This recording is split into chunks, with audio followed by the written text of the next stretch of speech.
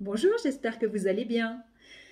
À force qu'on me pose toujours les questions sur comment je perçois les choses, de quelle manière est-ce que je fonctionne finalement, cet être bizarre que je peux être aux yeux de certains, on met souvent un côté très mystique. C'est difficile d'expliquer quand on est né comme ça, quand on a toujours perçu le monde d'une autre manière que les gens. Finalement, comment on peut recevoir ces informations? Je déteste le côté mystique, les théories abracadabrantesques et incompréhensibles que font certains. Étant une personne cartésienne, moi j'ai besoin de voir les choses, de les intégrer et j'ai eu l'idée de simplifier pour vous montrer comment je percevais les choses. Alors, je vais vous expliquer plusieurs choses. Pour ceux qui auront le courage de rester jusqu'au bout, je vous remercie d'avance et excusez-moi pour les imperfections, vous savez que mes vidéos sont toujours en one-shot.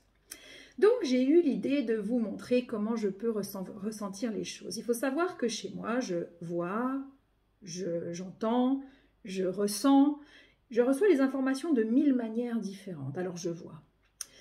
Je ne vois pas dans la pièce à côté de vous les choses se passer. Par contre, en effet, je vois des scènes de vie, ce n'est pas des flashs comme ont certains, moi je vois vraiment des films que je vois à l'intérieur de mon cerveau.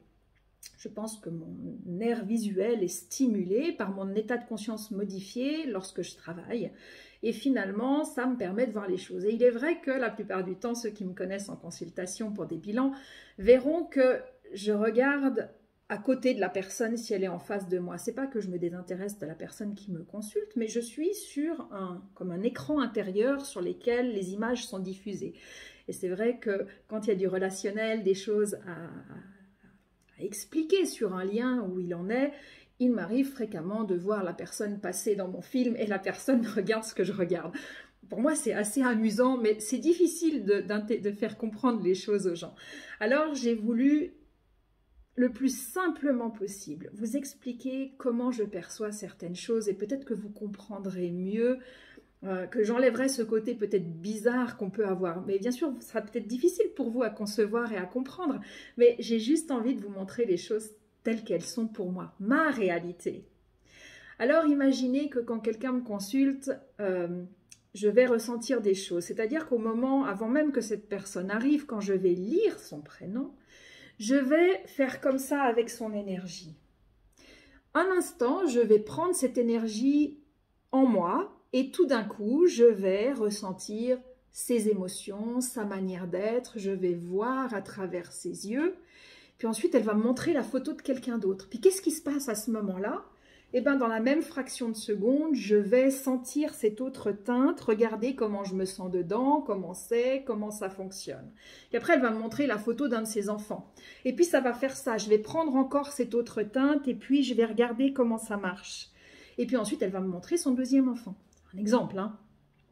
Et voilà, ce deuxième enfant, il a aussi sa teinte à lui. Et quand je fais des bilans familiaux, ça va donner ça finalement. Ça va donner 4 teintes différentes que je vais successivement observer en les mettant ensemble, en regardant comment elles vont ensemble, où est la problématique. Je vois certaines teintes qui s'associent, d'autres qui se repoussent. Et je peux ainsi expliquer où en est la situation, les gens, comment ça fonctionne, quel est le problème d'affinité. Alors ça, c'est facile parce qu'une fois que j'ai comparé ces émotions différentes, ces choses différentes, eh bien, je vais tout simplement, en fait, expliquer à la personne les émotions qui vont avec, les choses que je ressens. Moi, je ne sais rien sur vous, hein. Donc c'est juste une traduction littérale que je fais des choses. Ça me permet ça. Après, ces liens, comment est-ce qu'ils me sont montrés? Parce qu'il faut savoir que tout ce que je perçois est selon mon ressenti, comment je vois les choses, comment je les intègre. Donc, excusez-moi pour le matériel qui n'est pas très sophistiqué, mais finalement, je suis censée faire quelque chose d'accessible à tous, et c'est ça finalement mon but. Donc, j'ai pris ce que j'ai trouvé appartenant à mes filles quand elles étaient petites. Pardon, à l'époque, c'était la mode des trolls. Aujourd'hui, ça reste sympa, mais voilà. Donc, je prends 2 trolls. Quand on me montre un lien entre 2 personnes, afin que je comprenne où en est un couple, je vais voir quand tout va bien avec ces personnes, entre ces personnes, je vais les voir face à face en train de se regarder. Quand c'est comme ça, il y a de l'harmonie dans le couple, il fonctionne bien, je sens les émotions entre eux, tout roule. Quand un des partenaires, la personne qui me consulte ou l'autre, est toujours proche mais est déjà en train de se détacher émotionnellement. Je vais voir un qui regarde. Ça montre aussi les attentes qu'il a, lequel des deux a des attentes face à l'autre. Et puis je vais voir que un est en train gentiment de penser à autre chose, de se questionner sur le lien. Ensuite, parfois, je les vois les deux regarder devant eux. Ça va signifier que les deux sont en questionnement sur la relation. Et puis parfois, je vois une personne qui regarde l'autre et l'autre qui est déjà tournée, mais la distance est plus grande. Et souvent, celui dont la distance est plus grande, je le vois vaquer à ses occupations. Et puis l'autre qui attend, qu'il regarde, et puis l'autre qui l'ignore. Quand c'est comme ça, c'est déjà qu'il y a un gros détachement dans le couple. Ensuite, la pire situation que je peux voir, c'est quand les personnes seront comme ça. Quand elles se tournent le dos et qu'elles sont éloignées physiquement, ça veut dire que le lien est très dommagé. Et à ce moment-là, c'est pas bon signe. Et quand je ne vois plus qu'un des deux partenaires, mais qui est face à l'horizon, c'est que cette personne est proche de partir. Ces liens me sont montrés comme ceci, où je vois les deux protagonistes finalement, et la position qu'ils occupent me donne l'information d'où ils en sont. Après, il y a aussi une autre manière que je sache comment est le lien entre deux personnes. J'ai essayé de vous le schématiser le plus simplement possible. Je vois une corde, comme une grosse corde de bateau. Moi, j'ai bricolé ça avec de la ficelle, mais comme une grosse corde de bateau.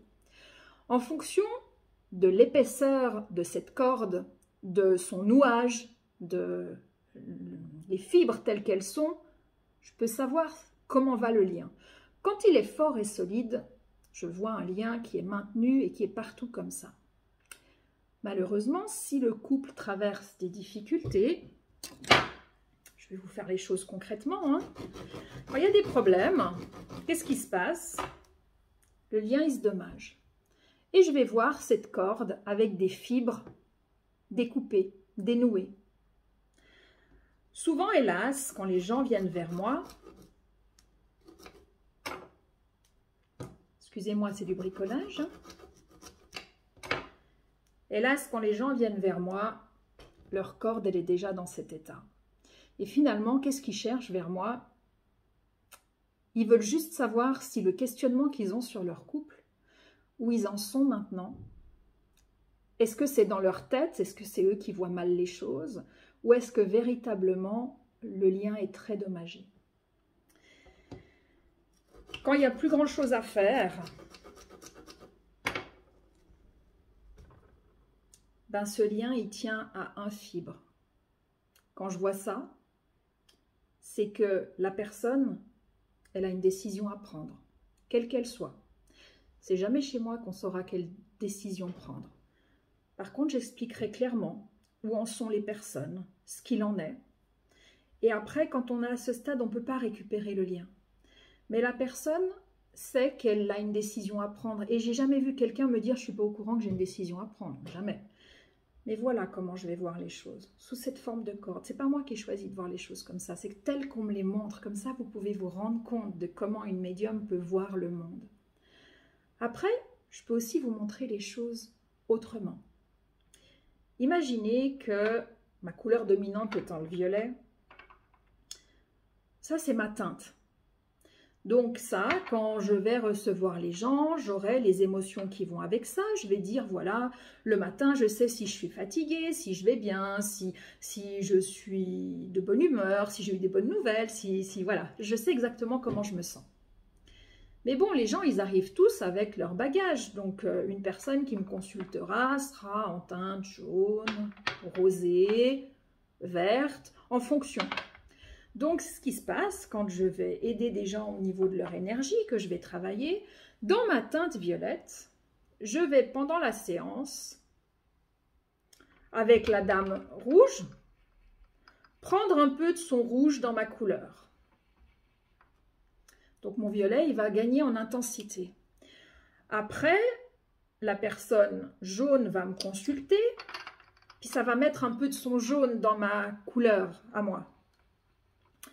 Bon, le violet, le problème, c'est que c'est une couleur foncée. J'aurais dû prendre une couleur claire. C'est pas grave. Vous comprenez ce que ça veut dire. Ensuite, toujours dans ma teinte, j'aurai la personne en vert qui va me consulter. Et puis, mon violet, il va encore se modifier. Tout comme si la personne rose côtoie une personne jaune. il y a cette personne qui est en jaune. Quand elle est en interaction avec, comme ça c'est un peu plus clair au niveau des couleurs, bah, sa couleur va changer. Si moi, en fin de journée, je reste avec ces 4 couleurs sur moi, je ne vais pas faire long feu, hein, puis je ne vais pas vous servir à grand-chose. Ce que je veux dire par là, c'est que quand on interagit avec des personnes, quand on est en lien avec, on s'imprègne, comme ça vous pouvez mieux comprendre, on s'imprègne de ce que sont les autres. Bien sûr, d'une manière consciente ou inconsciente, chacun est différent. Mais c'est fondamental pour rester en forme que, en fin de journée, quand vous avez fini votre travail, les interactions avec les autres, que vous vous recentriez sur votre propre teinte. On s'en fiche de quelle teinte vous avez, c'est pas ça qui est important. Ce qui est important de comprendre, c'est que ce cumul qui va se faire entre ces couleurs, qui va dommager la couleur de base. Donc, pour que je puisse vous servir à quelque chose, pour que je puisse faire des consultations de qualité, je dois vraiment faire en sorte qu'en fin de journée, je passe de ce violet mélangé en 4 couleurs à mon joli violet de base. Parce que si j'ai toutes ces émotions qui ne m'appartiennent pas, si je laisse toutes ces images qui ne m'appartiennent pas rester dans ma vie, si quand je sors de mon cabinet, je ne fermais pas les portes en ôtant cet état de conscience modifié dans lequel je suis pour travailler, si je ne redevenais pas une personne le plus lambda possible, d'accord, pas totalement, le plus possible. Parce que oui, même quand je coupe, j'ai encore des petites informations qui arrivent, mais elles sont minimes parce que c'est pas ce que je cherche. Je cherche pas à savoir quelque chose sur les gens, donc on va dire que je ferme. Ça me permet que le soir, je ne pollue pas les autres avec ce que j'ai pris pendant la journée. Ça permet que le lendemain, j'ai gardé une teinte bien. Et croyez pas que ça n'arrive jamais que ma teinte se modifie. Bon, il y a quand même une petite différence très légère entre les deux violets. Donc, elle est plus sur le bleuté. Pour que je conserve ça, je fais comme tout le monde. Moi aussi, je vais faire remettre mon énergie régulièrement. Moi aussi, je m'arrête quand j'ai besoin. Moi aussi, il faut que je fasse attention à ce que je mange, à ce que je bois pour ne pas surcharger mon organisme. Je suis exactement comme vous. La seule différence, c'est ma manière de percevoir le monde. Donc voilà, j'ai essayé de vous faire une petite inclusion dans ma réalité. J'espère qu'elle vous a été utile. Et puis, je vous souhaite une excellente fin de journée. Et puis surtout, prenez soin de vous et tout le meilleur. Au revoir!